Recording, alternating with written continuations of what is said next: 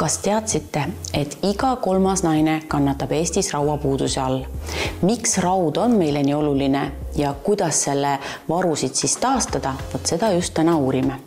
Räägi, Kairi, miks on raud meile nii oluline ja miks tuleb selle varusid taastada? Lihtsamalt öeldes raua ülesanne on transportida hapnikku kopsudest igasse meie keharakku. Kui raud on vähe, saavad rakud vähem hapnikku ja keha lihtsalt väsib ära.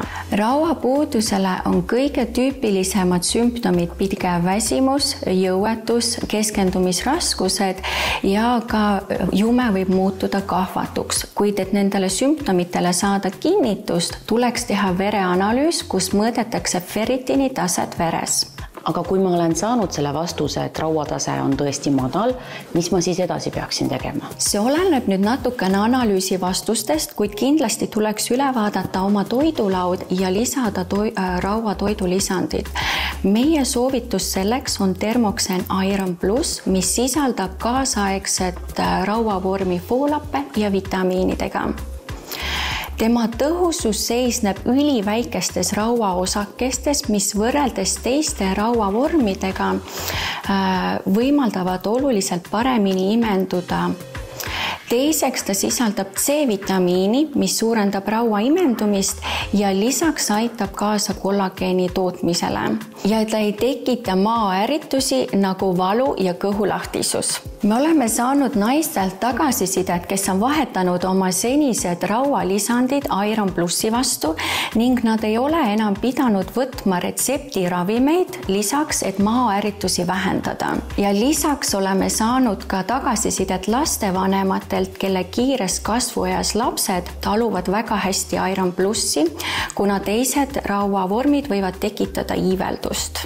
Mis tahes toitainete varu taastamiseks vajab keha aega, nii ka rauapuuduse korral.